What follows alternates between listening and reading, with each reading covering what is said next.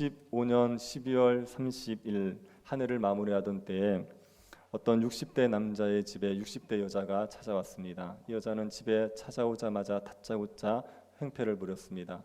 60대 남자에게 당신이 내 조카를 성폭행했다 이렇게 행패를 부렸습니다. 그래서 60대 남자가 경찰에 신고를 합니다. 경찰이 와서 이야기를 들어보니까 이 60대 여자가 60대 남자가 자기 조카를 성폭행하고 돈을 줬다는 겁니다. 그 60대 남자는 억울하다고 얘기했는데 경찰이 일단 60대 남자를 데리고 경찰서로 갔습니다. 그리고 사건의 진상을 파악하기 위해서 그 60대 여자의 조카를 부릅니다. 그 60대 여자의 조카는 10대의 소녀이었는데 정신지체 장애가 있었습니다. 그 조카에게 물어보니까 60대 남자가 자기를 5차례 성폭행을 하고 성폭행할 때마다 3만에서 5만 원을 줬다 이렇게 진술을 한 겁니다. 60대 남자는 이 조카 아이를 한 번도 본 적이 없고 전혀 모르는 애라고 얘기했습니다. 그런데도 경찰이 이 60대 남자를 구치소에 넣었습니다. 그리고 이 남자는 1심에서 징역 6년을 선고받았습니다. 60대 남자의 딸은 자기의 아버지의 무죄함을 믿었습니다. 그래서 백방으로 쫓아다니면서 사건을 해결하려고 했죠. 그래서 그 60대 여자의 조카를 어렵게 만났습니다. 그리고 그 조카에게 정말 눈물로 하소연했습니다. 진실을 얘기해달라고. 근데 이 지적장애가 있는 그 조카가 그 딸의 눈물을 보고 마음을 돌이킵니다. 그리고 사건의 실체를 얘기했습니다. 사건의 실체는 60대 여자의 남편이 이 조카 딸을 성폭행한 겁니다. 그리고 돈을 줬었죠. 이것을 60대 여자는 다 알면서도 이웃집에 있는 60대 남자에게 모든 걸 덮어 씌운 겁니다. 이 60대 남자는 정말 아무런 잘못이 없는데도 억울하게 누명을 쓰고 징역형을 받은 겁니다.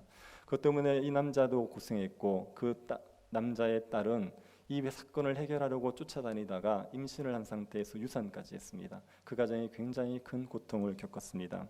사람이 살아가면서 법을 잘 지키면 감옥 갈 일이 없다. 우리는 이렇게 믿지요. 그런데 이 법칙이 절대적인 건 아닙니다. 정말 정직하게 살아도 감옥에 갈 수 있죠. 억울하게 감옥살이를 할 수가 있습니다. 화성 연쇄 살인 사건을 일으켰던 사람이 이춘재 아닙니까? 그 이춘재 대신에 20년 동안 복역 간 사람이 있었죠. 그렇게 억울하게 감옥살이를 할 일이 있을 수 있습니다. 악한 자에게 모함을 받고 그리고 고난을 당할 때 그때 우리에게 위로가 될 수 있는 시편이 시편 7편입니다. 시편 7편은 다윗이 억울하게 모함을 받고 고난을 받는 상황 속에서 지은 시편입니다. 시편 7편의 표제를 한번 보십시오. 표제라는 것은 옆에 있는 말이죠. 거기에 보면 시가온, 시가yon 이런 말이 있습니다. 거기 보면 7절에 7편에 다윗의 시가yon 이렇게 되어 있죠. 시가용이라는 것은 이 시편을 이 노래를 어떻게 불러야 되는지를 설명해 주는 거예요. 이 노래는 경쾌하게 부르라 아니면 슬프게 부르라 이런 걸 표현해 주는 게 시가용이라는 말입니다. 근데 시가용이 정확하게 어떤 의미인지를 몰라요. 근데 시편의 내용을 살펴보면 이 시가용이 밝고 경쾌하게 부르라는 의미는 아닙니다. 7편 자체가 밝고 경쾌한 시편이 아니거든요. 그래서 이거는 아마 슬픈 곡조로 부르라는 의미일 겁니다. 그런데 절망적이지 않은, 슬프긴 하지만 절망적이 않은 그런 느낌으로 부르라고 이야기한 것일 겁니다. 이 시편 7편은 다윗이 베냐민 구시를 만나서 그 말을 듣고 나서 시편 7편을 썼다고 되어 있습니다. 베냐민 사람 구시도 누군지 정확히 모릅니다. 하지만 다윗의 대적인 건 분명하죠. 다윗의 대적인 베냐민 사람 구시에게 지금 다윗이 모함을 받고 있는 겁니다. 모함을 받고 억울하게 고통을 겪고 있는 상황 속에서 이 시편 7편을 쓴 겁니다. 다윗이 어떤 모함을 받았을지를 추측해 볼 수 있는 구절이 3절과 4절입니다. 3절 4절 한번 보십시오. 여호와 내 하나님이여 내가 이런 일을 행하였거나 내 손에 죄악이 있거나 화친한 자를 악으로 갚았거나 내 대적에서 까닭없이 빼앗았거든. 다윗이 내가 이런 일을 했으면 저에게 벌을 내려도 좋습니다. 그리고 얘기하면서 두 가지를 얘기합니다.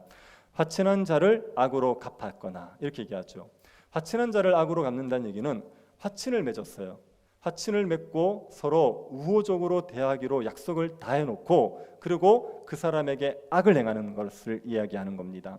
이런 짓을 누가 했냐면은 야곱의 두 아들 레위와 시므온이 이 짓을 했습니다. 야곱의 딸 디나가 세겜 추장에게 성폭행을 당합니다. 근데 이 세겜 추장이 디나를 성폭행하고 나서 디나가 마음에 들어버린 거예요. 그래서 그냥 모른 척하지 않고 자기 아내로 삼고 싶은 마음이 들었습니다. 자기 아버지를 데리고 야곱에게 가서 부탁을 하는 겁니다. 어떤 조건을 걸든지 간에 다 들어줄 테니까 디나를 나에게 딸로 달라, 아내로 달라, 이렇게 부탁을 했습니다.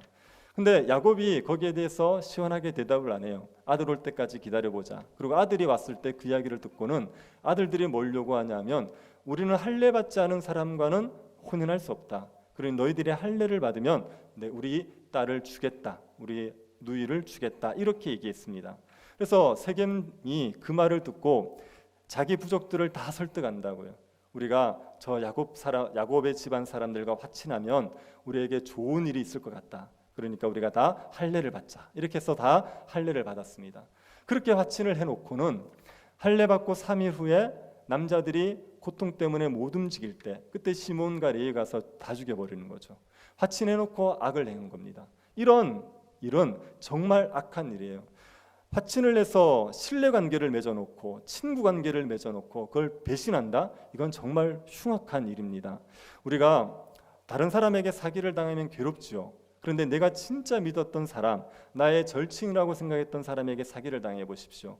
그것은 모르는 사람에게 겪은 것과는 비교가 되지 않습니다. 내가 신뢰했던 사람이 나에게 악을 행하면 그 고통은 이루 견딜 수가 없는 겁니다.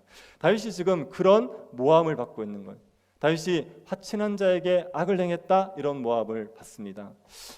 다윗이 어떤 모함을 받았는지는 정확히 모르지만 사울과의 관계 속에서 유추해 볼 수 있는 게 있죠.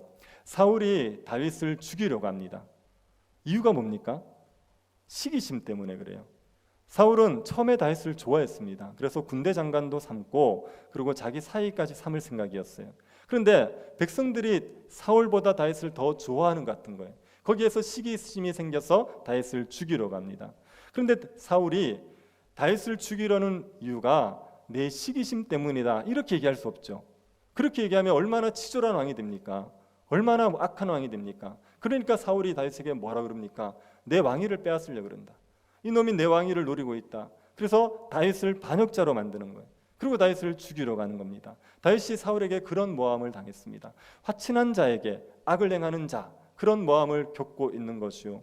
그리고 또 한 가지는 대적에게 까닭없이 빼앗는다는 모함을 겪고 있었습니다. 다윗은 전쟁을 굉장히 많이 했어요. 적들을 치고 그들을 진멸하는 전쟁을 되게 많이 했습니다. 다윗이 전쟁을 했던 것은 하나님께서 허락하여 주신 약속의 땅을 차지하기 위한 겁니다. 하나님께서 이스라엘에게 주신 땅이 있는데 그 땅을 정복하고 있는 이방 민족들을 쳐서 하나님이 주신 약속의 땅을 차지하려는 목적이었어요. 그런데 사람들이 뭐라 그러냐면 다윗은 노략질을 하고 싶었어. 그래서 대적들에게 까닭없이 빼앗는다. 강도짓을 하고 대적들을 까닭없이 죽이는 자다. 이렇게 모함을 한 겁니다. 다윗이 지금 이런 모함을 듣고 있었습니다. 그리고 그 모함 속에서 죽을 고통을 겪고 있었던 상황, 그 상황 속에서 부른 노래가 7편입니다. 여러분, 이런 모함을 당하면 어떻게 해야 됩니까? 죄 없이 배신자, 비열한 자, 날강도로 낙인을 찍혔을 때, 그래서 죽임을 당할 그런 상황에 처했을 때 그때 사람들은 어떻게 하겠습니까? 억울하게 모함을 당하고요, 억울하게 피해를 당하면 사람들은 자기를 구원해 줄 구원자를 찾게 있어요. 이럴 때 보통 누구를 찾습니까? 힘 있는 자를 찾습니다. 힘 있는 자, 자기를 이 억울함을 풀어줄 수 있는 힘 있는 자를 찾게 되어 있죠. 그래서 이럴 때 집안에요, 판사 한 명쯤 있으면 너무 좋아요. 여러분 집에도 판사 한 명쯤은 있죠? 판사가 있든지 검사가 있든지 변호사가 있든지 아니면 하다못해요 판사 친구라도 있으면 좋아요. 그러면 이제 자신의 억울함을 하소연하고 또 자신의 억울함을 풀어달라고 좀 도움을 구할 수가 있는 거죠. 억울한 일을 당하면 그렇게 자기를 도와줄 자, 자기를 구원해 줄 자를 찾게 되어 있습니다. 근데 다윗이 그 억울함을 당할 때 어디로 피합니까? 누구를 구원자로 삼습니까? 1절에 한번 보시겠습니까? 여호와 내 하나님이여, 내가 주께 피하오니 나를 쫓아오는 모든 자에게서 나를 구원하여 내소서. 다윗은 하나님께 피합니다. 사람들에게 피하지 않고 사람들에게 도움 구하지 않고 하나님께 피하고 하나님을 피난처로 삼습니다. 다윗은 인맥이 없었겠습니까? 다윗은 도와줄 사람이 없었겠습니까? 다윗이 나름대로 지위가 있었기 때문에 힘 있는 사람, 의지할 사람들이 나름대로 있었겠죠. 그런데 그들에게 도움을 구하지 않아요. 그들에게 피하지 않아요. 다윗은 오로지 하나님을 피난처로 삼고 하나님께 자기를 건져주시기를 간구하고 있는 겁니다. 다윗이 사람을 의지하지 않고 하나님을 의지했다고 해서 사람의 도움을 안 받았다는 얘기 아니에요. 하나님을 의지하는 게 사람의 도움을 거절하고 하나님이 직접 나를 도와주시기를 기다리는 걸 얘기하는 거 아닙니다. 그렇게 오해하시면 안 됩니다. 하나님은 우리에게 직접 역사하실 수도 있지만 사람을 통해서도 역사하실 수 있단 말이에요. 그래서 사람의 도움을 전혀 안 받는 게 하나님을 의지하는 게 아니에요. 사람의 도움을 받을 수 있죠. 그런데 중심이 다른 거예요. 이 사람이 나를 구원해 줄 유일한 구원자라고 믿느냐? 이 사람 아니면 안 돼. 이 사람 아니면 나는 여기에서 못 살아나. 이 사람 아니면 나는 죽어. 이렇게 생각하면 그건 사람을 의지하는 거예요. 그러나 사람의 도움을 받지만 이 사람이 나를 건지는 자가 아니라 하나님이 나를 건지는 자라고 믿는 거죠. 하나님 아니면 나는 죽어. 하나님 아니면 나는 못 살아. 하나님만이 나의 유일한 구원자야. 그렇게 중심이 하나님께 향해져 있는 게 그게 하나님께 피하는 겁니다. 다윗은 사람을 의지하지 않고 사람이 자기를 살려줄 자라고 믿지 않고 하나님이 자기를 살려주실 분이라고 믿고 하나님께 피하는 거죠. 다윗은 지금 하나님이 아니면 자기는 죽을 거래요. 2절 한번 보십시오. 건져낼 자가 없으면 그들이 사자같이 나를 찢고 뜯을까 하나이다. 하나님이 자기를 건져주지 않으면 그들이 사자처럼 와서 나를 찢고 뜯는다는 겁니다. 지금 다윗을 모욕하는 자들이 있죠. 이들은 욕만 하는 사람들 아닙니다. 실제로 다윗을 죽일 수 있는 권세가 있는 사람들이에요. 다윗에게 사자처럼 달려들어서 찢고 뜯어먹을 수 있는, 다윗을 죽일 수 있는 그런 자들입니다. 그런 자들이 지금 다윗을 공격하고 있으니까 하나님이 나를 건져주지 않으면 나는 못 삽니다. 그렇게 얘기하고 있는 거죠. 여러분, 누군가가 나를 괴롭히고 집요하게 괴롭히면요, 그러면 못 견딥니다. 못 삽니다. 제가 이거 어떤 목사님한테 들었는데요, 그 목사님이 이렇게 장로님을 세우는데 굉장히 신중하게 해가지고 정말 조심하게 세우는 거예요. 이유가 뭐냐면요, 악한 장로 한 명을 선한 장로 10명이 못 당한대요. 그래서 교회에서도 그렇지 않습니까? 한 명이 독하게 굴어가지고 달려들면요, 그러면 뭐 100명의 선한 사람이 있어도 그게 감당이 안 됩니다. 그러니까 얼마나 괴롭습니까? 지금 다윗을 사자처럼 와서 찢고 뜯으려는 사람이 있단 말이에요. 그 사람이 자기를 죽이려고 하니까 하나님 아니면 나는 못 삽니다. 그렇게 다윗이 지금 하나님께 고백하고 하나님 나를 건져주십시오. 그렇게 간구하고 있는 겁니다. 다윗이 이렇게 하나님 앞에 간구할 수 있는 것은요, 다윗이 무지하기 때문에 그래요. 3, 4절 다시 한번 보십시오. 여호와 내 하나님이여, 내가 이런 일을 행하였거나 내 손에 죄악이 있거나 화친한 자를 악으로 갚았거나 내 대적에서 까닭없이 빼앗았거든. 다윗이 내 손에 죄악이 있거든, 화친한 자를 악으로 갚은 일이 내가 있으면, 대적에서 까닭없이 빼앗은 일이 있으면 하나님 저를 죽이십시오. 하나님이 저를 죽이시고 하나님이 저를 짓밟아 버리십시오. 그렇게 얘기합니다. 다윗은 하나님 앞에 자기가 죄가 있다면 얼마든지 벌을 받겠다고 얘기해요. 다윗이 지금 하나님에게 의로운 심판을 구하고 있는 겁니다.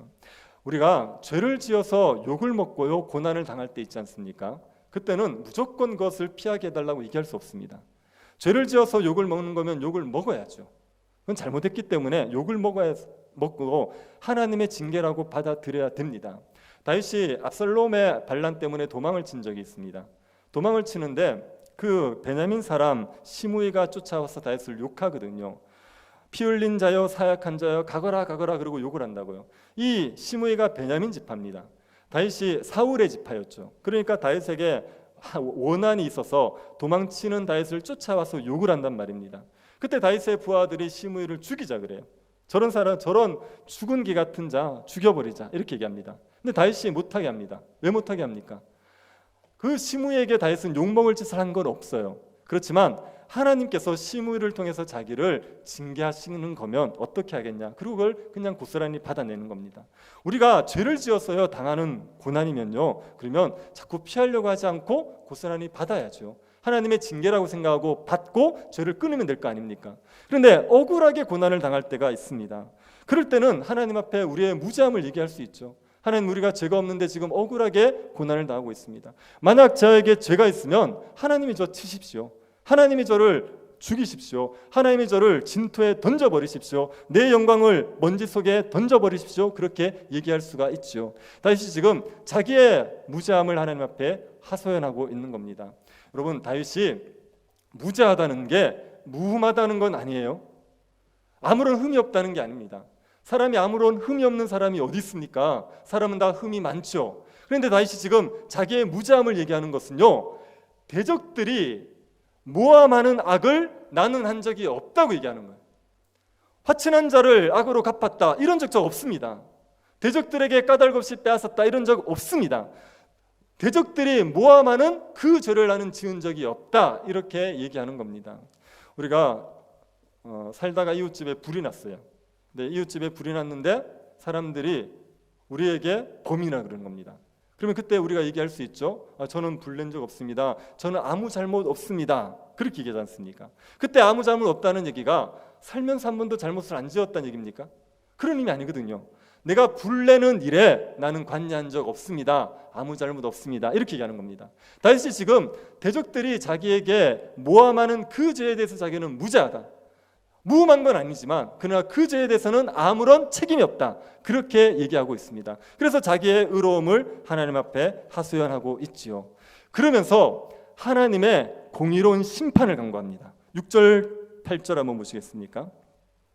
여호와여, 진노로 일어나사 내 제적들의 노를 막으시고 나를 위하여 깨소서. 주께서 심판을 명령하셨나이다. 민족들의 모임이 주를 두르게 하시고 그 위 높은 자리에 돌아오소서.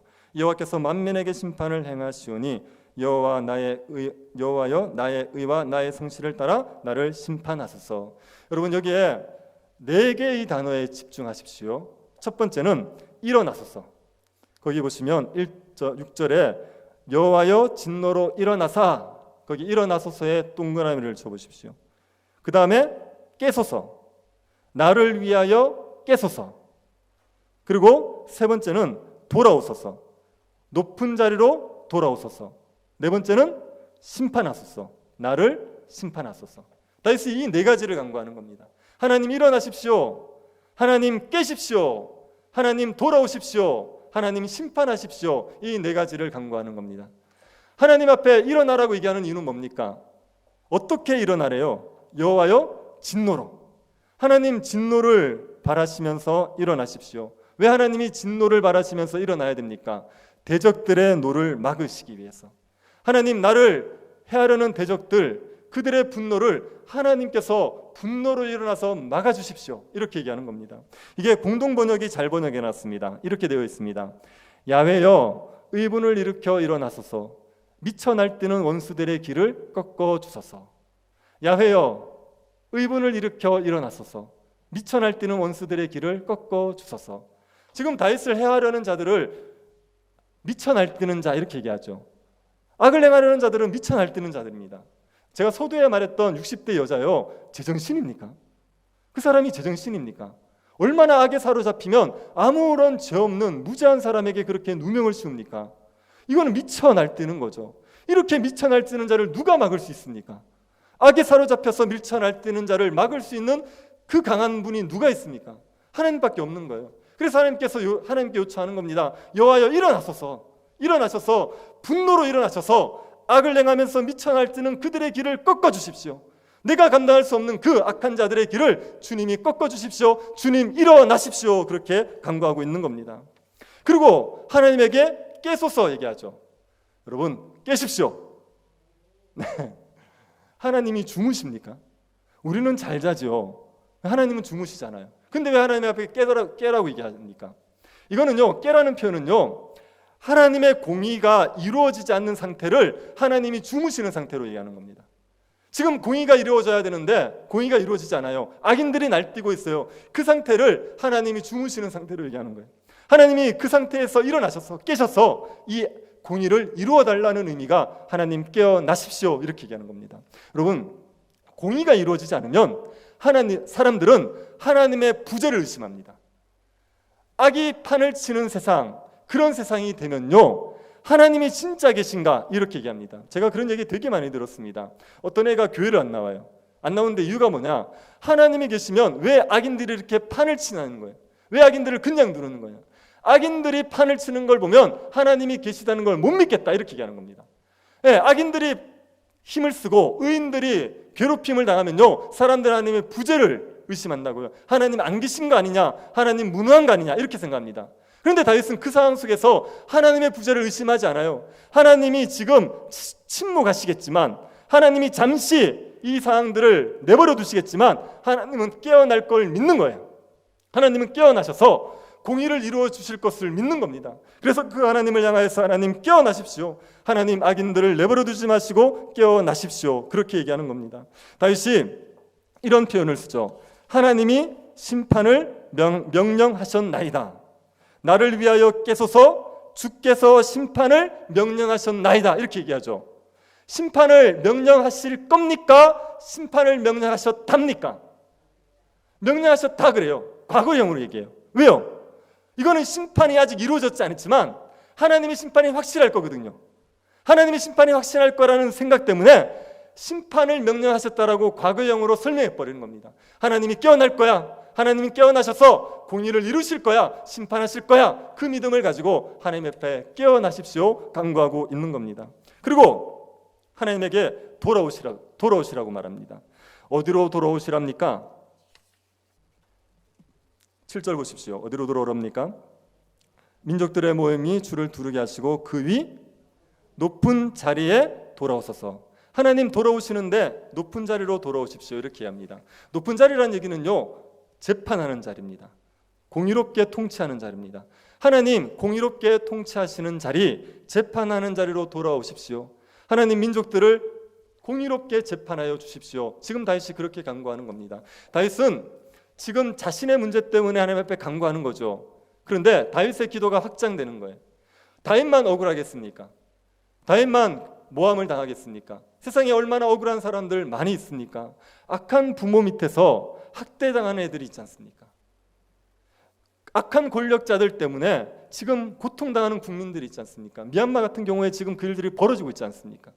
그리고 악한 사업주, 그들 때문에 정말 착취를 당하는 고용인들이 있단 말이에요. 그런 자들을, 그런 악이 판을 치는 세상 속에 하나님께서 높은 자리로 오시기를 간구하는 거예요. 하나님 재판 자리에 앉으십시오. 재판 자리에 앉으셔서 이 악이 판을 치는 세상 속에서 공의를 이루어 주십시오. 그런 의미에서 하나님 돌아오십시오. 심판의 자리, 통치의 자리로 하나님 돌아와 주십시오. 그렇게 간구하고 있는 겁니다. 그리고 마지막으로 뭘 간구합니까? 심판하여 달라고 간구하죠. 8절 다시 한번 보십시오. 여호와께서 만민에게 심판을 행하시오니 여호와여 나의 의와 나의 성실함을 따라 나를 심판하소서. 하나님은 만민에게 심판하시는 분이에요. 열국을 심판하시는 분입니다. 그 하나님이 자기를 심판해 달래요. 하나님 나의 의와 나의 성실함을 따라 심판하여 주십시오. 하나님 내가 살았던 삶을 하나님 아시지 않습니까? 나의 의로움과 나의 성실함을 따라 나를 공의롭게 판단해 주십시오. 저는 이런 모함을 당할 짓을 한 게 없습니다. 저는 이렇게 까닭없이 이렇게 욕을 먹고 핍박을 당할 일을 한 적이 없습니다. 하나님 저를 심판하여 주십시오. 그렇게 간구하는 겁니다. 9절도 심판을 간구하는 겁니다. 악인의 악을 끊고 의인을 세우소서. 의로우신 하나님이 사람의 마음과 양심을 감찰하시나이다. 여러분 이 표현 너무 좋지 않습니까? 악인의 악을 끊고 의인을 세우소서. 같이 한번 해볼까요? 악인의 악을 끊고 의인을 세우소서. 네, 이걸 간구하는 겁니다. 하나님 악인의 악을 끊어주십시오. 그리고 의인을 세워주십시오. 하나님은 사람의 마음과 양심을 감찰하시는 분입니다. 누가 악인이고 누가 의인인지를 다 아세요. 사람들은 선명하게 구분하지 못하죠. 그러나 하나님께서는 다 하신단 말이에요. 하나님 악인들의 악을 끊어주십시오. 악인들이 힘을 쓰지 못하게 하십시오. 악인들이 망하게 하여 주십시오. 의인들을 세워주십시오. 의인들이 흥왕하게 하여 주십시오. 의인들이 하나님의 보관에서 하나님이 주신 안식을 누리게 하십시오. 그렇게 간구하고 있는 겁니다. 이렇게 간구하는 다윗이 하나님의 보호와 하나님의 의로운 심판을 확신해버려요. 하나님께서 자신의 하나님 앞에 하나님 일어나십시오. 하나님 깨십시오. 하나님 돌아오십시오. 하나님 심판하십시오. 그렇게 간구하고 나서는 하나님께서 자기를 보호해 주실 것, 그리고 하나님께서 악을 심판하실 것에 대한 확신을 가지게 됩니다. 10절 한번 보시기 바랍니다. 나의 방패는 마음이 정직한 자를 구원하시는 하나님께 있도다. 다윗에게 누가 방패입니까? 하나님이시죠. 다윗은 하나님을 방패로 삼았습니다. 하나님이 자기를 보호해 주실 걸 알아요. 지금 악인이 사자처럼 달라들어서 찢고 뜯으려 그래요. 이유 없이, 죄 없이. 그 상황 속에서 다윗은 하나님이 나의 방패라는 걸 압니다. 하나님이 나를 방패로, 하나님이 나를 보호해 주실 거기 때문에 하나님을 나의 방패로 삼고 그 상황 속에서도 두려워하지 않는 겁니다. 여러분, 하나님을 방패로 삼으십시오. 하나님이 여러분을 보호하실 걸 믿으십시오. 악인들이 사자처럼 달라들지라도 하나님이 여러분을 방패로 지키실 것을 믿으시기를 바랍니다. 하나님이 방패가 되어 주시는 사람은 어떤 사람이랍니까? 마음이 정직한 자요. 마음이 정직한 자를 하나님께서 구원하세요. 마음에 악을 품고 있는 자를 하나님이 보호하신다고 얘기할 수 없지 않습니까? 하나님은 마음이 정직한 자를 구원하십니다. 하나님은 마음이 정직한 자를 보호하신단 말이에요. 그래서 우리가 하나님 앞에서 의롭게 행하면요, 하나님의 보호를 확신하면서 담대할 수 있습니다. 여러분은 그런 마음 아십니까? 정말 환경이 어렵고 나를 모함하는 자들이 많은데도 내가 하나님 앞에서 의를 행하기를 힘쓰는 거예요. 하나님 앞에 마음이 정직한 자가 되기를 힘쓰는 겁니다. 그러면요, 사람들이 뭐라고 얘기하든지 두렵지 않아요. 공감이 되시죠? 사람들이 뭐라고 얘기하든지 어떤 어려움이 있든지 두렵지 않아요. 하나님이 나를 보호하실 것에 대한 확신이 생기는 겁니다. 환경은 어려운데 여러 가지 대적들이 여전히 있는데도 불구하고 마음이 정직한 자를 구원하시는 그 하나님 때문에, 하나님에 대한 확신 때문에 마음에 평안함이 밀려오게 되는 겁니다. 다윗이 그 확신을 가지고 있어요. 하나님 나의 방패가 되어주십니다. 마음이 정직한 자를 구원하시는 그 하나님 나의 방패십니다. 그렇게 고백하고 있습니다. 그리고 하나님이 심판하시는 분이라는 걸 확신하죠. 11절 보십시오. 하나님은 의로우신 재판장이시며 매일 분노하시는 하나님이시로다. 하나님은 의로우신 재판장이십니다. 그리고 매일 분노하시는 하나님이에요. 사람들이 죄를 짓는 걸 절대로 그냥 두지 않습니다. 죄를 짓는 것 때문에 매일매일 분노하시는 하나님이라고요. 하나님께서 죄를 용납하신다고요? 그렇지 않아요. 죄에 대해서 하나님께서는 쉼없이 분노하시고 악인들을 향하여서 진노를 내리시기 위해서 매일매일 일어나시는 분이십니다. 하나님은 의로우신 재판장이십니다. 하나님께서 사람들이 회개하지 않으면 어떻게 한다고 하십니까? 12절 보십시오. 사람들이 회개하지 아니하면 그가 그의 칼을 가시며, 칼을 가십니다. 그리고요, 그의 활을 이미 당겨 예비하셨도다. 활을 당겨서 예비하시는 거예요. 죄를 짓는 사람들을 보시면서 하나님은 칼을 갈고 계시는 거예요. 죄를 짓는 사람들을 보시면서 활을 당기고 계시는 겁니다. 하나님은 죽일 도구를 예비하세요. 13절 보십시오. 죽일 도구를 또한 예비하시며 그가 만든 화살은 불화살 드리로다. 죽일 도구를 예비하고 계시죠. 불화살을 예비하고 계시는 겁니다. 사람들이 모르는 거죠. 죄를 짓고도 아무 일이 없으니까 사람들은 아무도 나를 심판하지 않을 거라고 생각하죠. 그렇지 않습니다. 하나님은 죄를 짓는 사람들을 보면서 매일매일 분노하시는 거예요. 그러고 나서 그 죄인들을 심판하기 위해서 칼을 가십니다. 그 칼을 휘두를 날을 준비하고 계시는 거예요. 그들을 향해서 활을 당기셨어요. 이미 당기셔서 언제 놓을지를 모릅니다. 죽일 도구를 예비하시는데 불화살을 준비하시는 거예요. 그 불화살로 악인들을 심판하시는 분입니다. 하나님은 악인들을 심판할 수 있는 수천 가지의 방법이 있어요. 수만 가지의 방법이 있어요. 하나님께서 어떤 방법으로 악인들을 심판할지 모릅니다. 때를 기다리고 계시는 거지 하나님은 침묵하시고 외면하시는 분이 아닙니다. 반드시 악인들을 심판하시는 의로우신 재판장이십니다. 하나님이 악인들을 심판할 때요, 가장 많이 쓰시는 방법이 뭔지 아십니까? 악인들이 자기가 판 웅덩이에 빠지게 하는 방법입니다. 악인들은 죄를 낳아요. 악인들은 재앙을 잉태합니다. 악인들은 거짓을 낳습니다. 밤낮 생각하는 게 죄를 짓는 거예요. 그래서 어떻게 하면 의인들을 함정에 빠뜨릴까를 고민합니다. 그런 악인들에게 하나님께서 벌을 내리실 때 의인들을 빠뜨렸던 그 함정에 악인들이 빠지게 만드는 거예요. 자기 깨에 자기가 넘어가게 만드는 겁니다. 하나님은 그렇게 해서 악인들이 자기의 죄를 깨닫게 하시고 자기의 죄로 인해서 자기가 벌을 받는다는 걸 명확하게 알게 만드시죠. 하나님은 그렇게 악인들을 심판하시는 분입니다. 그래서 다윗이 그 하나님을 찬양하죠. 17절 한번 보시겠습니까? 17절 같이 한번 읽어보겠습니다. 내가 여호와께 그의 의를 따라 감사하며 지존하신 여호와의 이름을 찬양하리로다. 지금 다윗은 여전히 악인들에게 괴롭힘을 당하고 있는 상황입니다. 그런데 하나님께서 재판하실 것, 하나님께서 심판하실 걸 확신하고 하나님이 자기를 보호하실 걸 확신하니까 찬양이 나오는 거예요. 지존하신 하나님을 찬양하게 되는 겁니다. 하나님께서 의로우신 재판장이십니다. 매일매일 분노하시는 하나님이십니다. 그 하나님을 믿음의 눈으로 바라보실 수 있기를 바랍니다. 악인들이 나를 괴롭힌다고 두려워하지 맙시다. 하나님께서는 우리를 방패로 지키십니다. 악인들을 칼을 갈면서 심판하실 준비를 하고 계시고 활을 당겨 놓으셨습니다. 하나님께서 심판하실 때가 오게 되어 있습니다. 그러니 그 하나님을 기억하시고 악인들을 두려워하지 마시고 살아가시기를 바랍니다.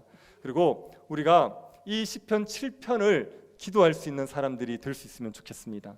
제가 이 시편 7편을 보니까요, 아무나 할 수 있는 기도는 아니에요. 이게 정말 하나님 앞에 의롭게 살려던 사람이 할 수 있는 기도가 시편 7편입니다. 죄를 짓고 죄를 지어서 징계를 받는 사람은 시편 몇 편을 해야 됩니까? 지난주에 했던 6편을 하셔야 돼요. 하나님 저를 긍휼히 여겨주십시오. 하나님 심판 가운데서도 저를 불쌍히 여겨주십시오. 6편을 간구하셔야 돼요. 그런데 하나님 앞에 의롭게 살려고 발버둥을 쳤는데도 불구하고 억울하게 고난을 당할 때 그때 할 수 있는 노래가 시편 7편입니다. 그래서 여러분 이 의의 길을 걸으셔서 그래서 이 시편 7편을 노래할 수 있는 성도들이 되실 수 있기를 바랍니다. 하나님은 우리의 의에 따라 심판하십니다. 하나님 우리가 성실하게 행한 것을 기억하시고 심판하십니다. 그 하나님 앞에서 의와 성실을 행하여서 악인들의 악을 끊어달라고 의인들을 세워달라고 간구할 수 있는 그런 하나님의 백성들 될 수 있기를 간절히 바랍니다. 하나님 아버지, 의로우신 재판장을 우리가 알 수 있게 하여 주시고 하나님을 우리의 피난처로 삼을 수 있게 하여 주신 것을 감사드립니다. 하나님 아버지, 악인들에게 괴롭힘을 당할 때 까닭없이 모함을 당할 때 우리가 하나님을 피난처로 삼고 하나님을 방패로 삼게 하여 주옵소서. 그 누구도 의지하지 말고 그 누구도 우리의 피난처로 삼지 말고 하나님만을 피난처로 삼고 하나님의 구원만을 바랄 수 있는 믿음의 사람들이 되게 도와 주옵소서. 하나님이 악인들을 반드시 심판하신다는 것 기억하게 하여 주옵소서. 악인들의 악을 끊으시고 의인들을 세우시는 그 하나님을 믿음의 눈으로 바라보고 날마다 하나님 앞에 의를 행하며 살아가는 주의 백성들이 되게 하여 주옵소서. 걸어가신 예수님 이름으로 기도드립니다. 아멘.